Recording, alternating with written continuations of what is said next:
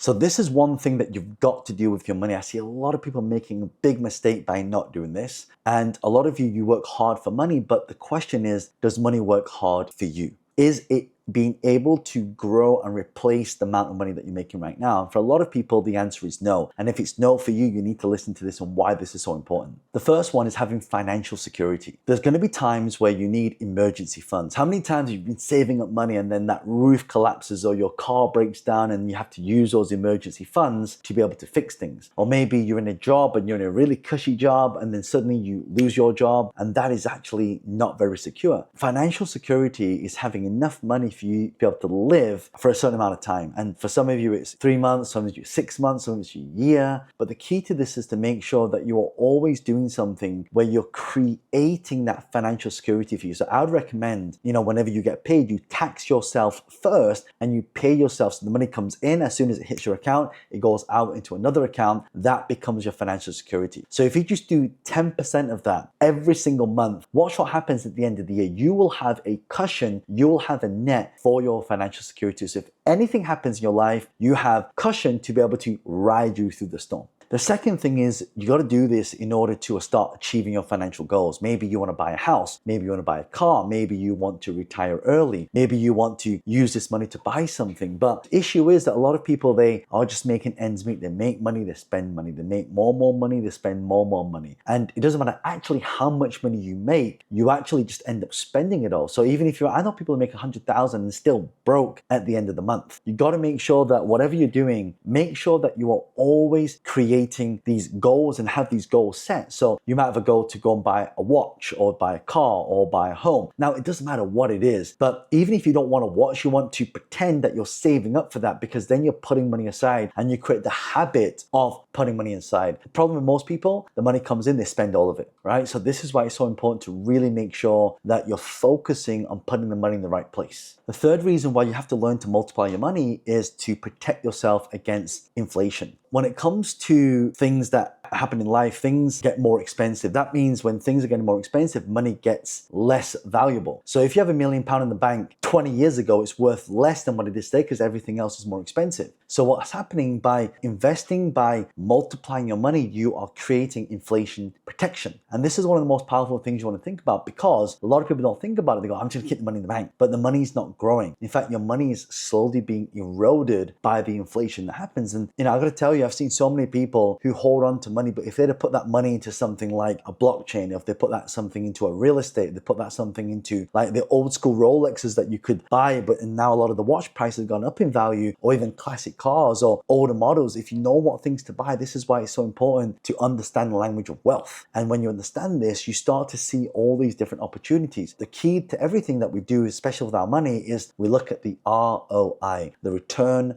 on investment. If I put my money into this, what do I get out? If I buy a book with that, I put my book into my brain, what do I get from that? If I sign up for a mentoring program or a mentoring course and I have a coach and a mentor, what is the ROI in the knowledge in my execution of that? And when we're trying to create this inflation protection, we really want to find ways to be able to grow it so it doesn't stay stagnant. The fourth reason why you want to multiply your money is because you want to think about generational wealth. So let me ask you a question. When you get to the end of your life and you're going to leave something behind, what would you have loved to leave behind? Let me ask you another question. How much money do you think it takes to retire, right? So let's say you want $5,000 a month, and I can do some calculations here, by the way.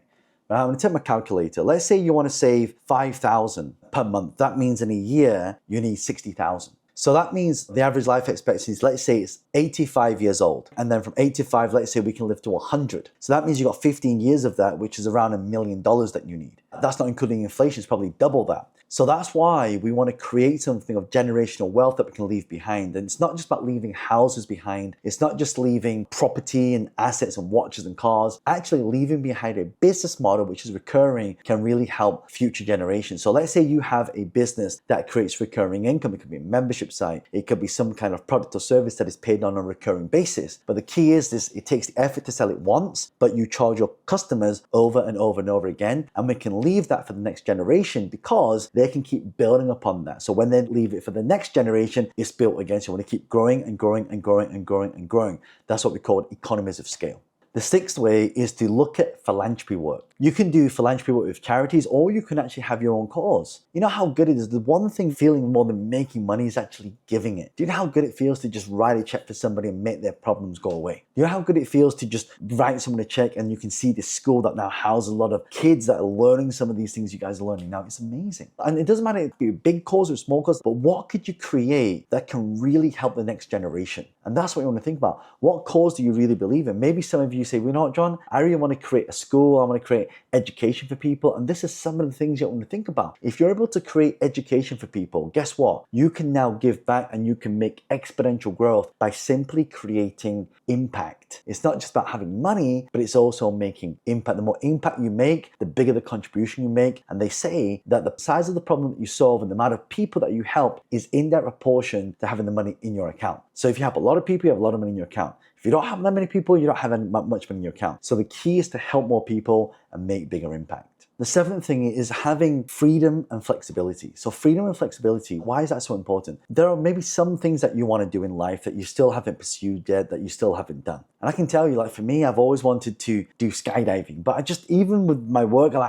haven't had time to do that yet, even though my partner has. She jumped out, she's like, whoa, and it's like, oh my God, that's so scary. But maybe it's like a little fear talking. But the key is this, you write down all the things, almost like a bucket list. What are some of the things that you want to do in life? Like for me, I love to travel to all the wonders of the world. Like I've always wanted to see the pyramids, right? And I went to Niagara Falls recently. And so it's just to see these wonders of the world, like the Great Wall of China, right? And just to see them and go, wow.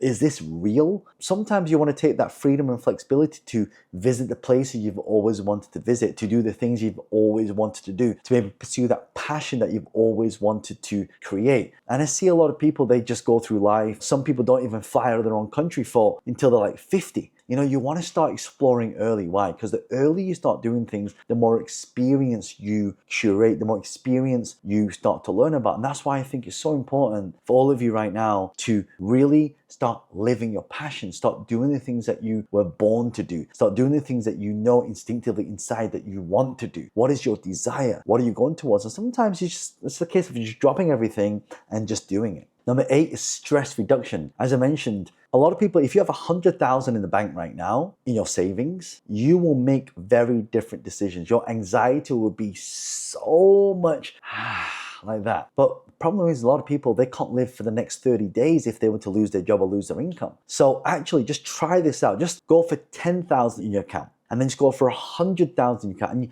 and you see how much differently you treat life. Right now, there's going to be a lot of stresses in your life, a lot of bills, things are getting more expensive. But when you have money and you got savings sitting in the bank, and of course, you know, one thing you should be doing is also investing it and look at how many of these little buckets that you've got of savings where you've got access to money. But again, one of the reasons why you want to multiply your money is so you want to reduce the stress associated with that. So stress reduction makes you have clearer thought process, makes you take wiser investing decisions, makes you not rush into things, makes you not desperate for money, means you can take your time. Sometimes it takes time to implement something where you start to get great results, so you can really just come off the pressure and go, you know what, I can take the time to implement this. But sometimes when you got a lot of costs, you're always having to make money and you get lost and you create this monster, and it's like, that's one of the biggest challenges here a lot of people make. They just want to make more money, more money, more money. Guess what comes with more money? More stress, more stress, more stress, more stress. More cost, more cost, more cost, more cost, right? More people problems, more people problems, more people problems. You know what I'm saying, right? This is why sometimes just by having that safety net, you start to approach life a lot differently. And I see when a lot of people start business, they start to create that first bucket. That then gives them that release of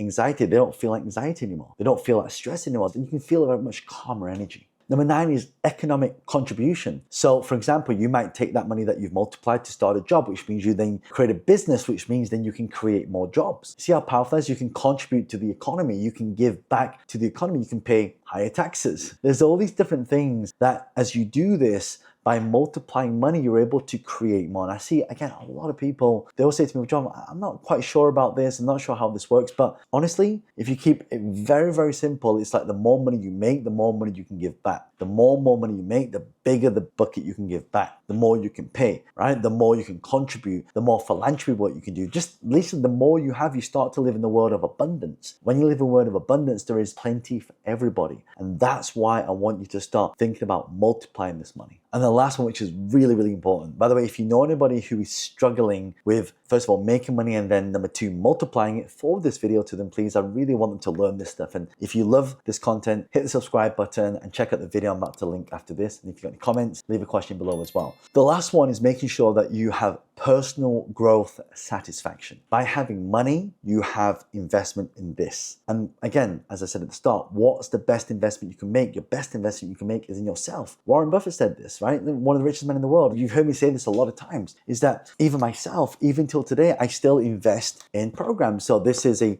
Tony Robbins program, which was 6 figures to join that. But here's the thing, when you join that, you join a lot of other people around there. And so you meet a certain caliber of people. If you can afford to pay 6 figures to do that, to join that network, then who does it attract? So that's the key. Personal growth, personal satisfaction, achieving your goals and becoming financially independent and secure, but also making sure that you love and enjoy life. Imagine right now you have all the money in the world that you have. Would you still be doing the thing that you're doing right now? Right? If the answer is yes, then you truly found your passion. That's why a lot of people, they turn their passion into a profession, they turn their passion into a income. And that's why I really want you to understand all these different things, because the more that we learn, the more that we earn. That's one of the reasons why I run a lot of virtual summits. If you'd love to attend one of our summits, click the link below. You can check out, or go head over to johnlee.com. A lot of the events that we run, I like to put them on for free to really help my community learn a lot of these things. So if you'd love to attend, make sure you head over to johnlee.com and you'll see some of the events that we have running as well. And also make sure you check out this video here.